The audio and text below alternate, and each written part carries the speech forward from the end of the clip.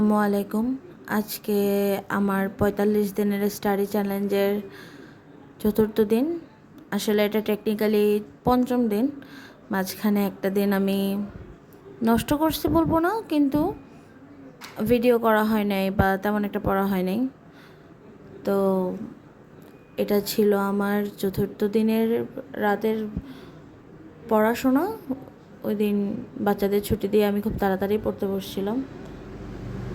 তো প্রতিদিন বসতে বসতে ৯টা বাজে, ওই দিন ৯টা বাজায় নেই, তাও আমি ৮টা করছি।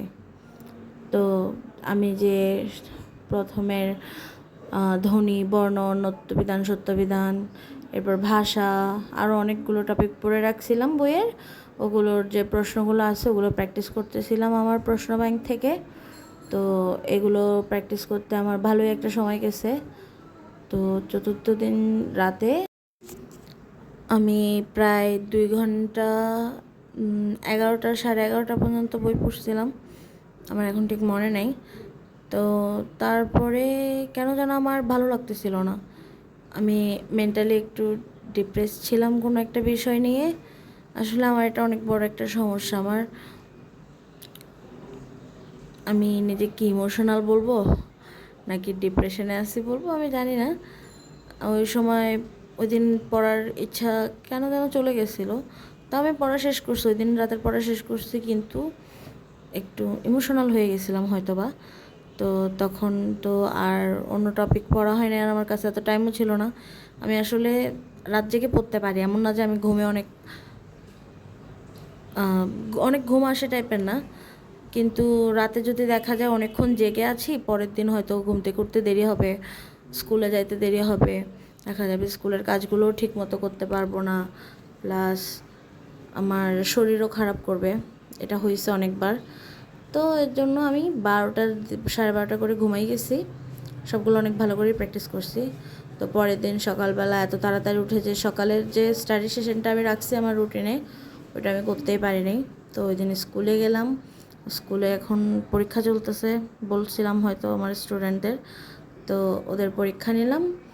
ওই দিন কীভাবে যেন বাচ্চাদের পরীক্ষা মোটামুটি তাড়াতাড়ি শেষ হয়ে গেছিলো, যেখানে আমার বাসায় আসতে আসতে প্রায় 2টা বাজে, 1:45 বা 1:40 বাজে। তো সেখানে আমি ওই দিন অনেক তাড়াতাড়ি বাসায় আসছিলাম। তো ঠিক করা ছিল ওই দিন রাতে, এর আগের দিন রাতেই ঠিক করছিলাম যে আমার প্রত্যয়, সমাস, প্রকরণ, এই যে পড়াগুলো সেগুলো আমার আসলে যখন 9-10-এ পড়ছি এরপর আর কোনোদিনও রিভিশন দেওয়া হয় নাই, বিশেষ করে সমাস। আর আমি আমার কোচিংয়ের সব ক্লাস বাংলা দ্বিতীয়ের উপর করলেও সমাস আর প্রত্যয়ের ক্লাসটা করি নাই। তো ঠিক করছিলাম যে ক্লাসটা করব। তো যখন দেখলাম স্কুল ছুটি দিছে, এদিন ছুটি দিছে ভেবে 12টার দিকে বা 12টার পরে। তো যখন দেখছি যে তাড়াতাড়ি ছুটি হয়েছে, রাস্তায় আসার সময় আমি ভাবতেছিলাম যে আমি আজকে তাড়াতাড়ি বাসায় যাব, যে 2টা বাজে যেহেতু আমার স্টুডেন্টরা আসবে পড়ার জন্য, এর আগে পড়া শুরু করব। তো ওই দিন বাসায় আসলাম, আমি সমাসের ক্লাস শুরু করছি। সমাসের 2টা ক্লাস ছিল আমার কোচিংয়ে, আমি একটা করতে পারছিলাম। তো আসলাম, ক্লাস করলাম অর্ধেক, তাও কেমন একটা ক্লাস করতে এত ভালো লাগতেছিল না, যেহেতু সকাল 8টা থেকে 12টা, সাড়ে 12টা পর্যন্ত স্কুলে ছিলাম। তো এত একটা মনোযোগ ছিল না। তো মোটামুটি 1:30টা পর্যন্ত পড়লাম। পড়ার পরে ভাবতেছি যে যেহেতু স্টুডেন্টগুলো 2টা বাজে চলে আসবে, ওদের টিউশন আসলে 2:30টা বাজে, কিন্তু সবাই একটু তাড়াতাড়ি আসে। তো চিন্তা করলাম যে তাহলে উঠে যাই, লাঞ্চ করে ফেলে আর একটু রেস্ট করি, এরপর উঠে ওদেরকে পড়াবো। তো প্রায় 1:40-45 বাজতেছিল তখন। তো আমি স্কুল থেকে এসে 54 মিনিট পড়ালেখা করছিলাম, মানে প্রায় 1 ঘন্টা। তো এটা ভালো লাগছিল যে যাক আমি দুপুরবেলা 1 ঘন্টা টাইম বের করতে পারছি। নর্মালি আমার এই টাইমে পড়তে বসা হয় না। ওই দিন বাসায় এসে বাইরে সূর্যের আলোও ছিল, মানে একটা প্রাকৃতিক আলোতে পড়তেছিলাম। নর্মালি লাইট জ্বালাই পড়া হয়, আমার দিনের আলোতে পড়তে অনেক ভালো লাগতো যখন আমি এমনিতে পড়ালেখা করতাম, স্কুলে যখন জব শুরু করে নাই তখন।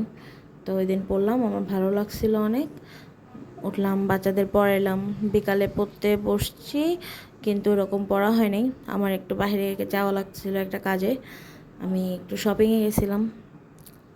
ঘরের আমার ফ্যামিলির জন্য কিছু কেনাকাটা করতে।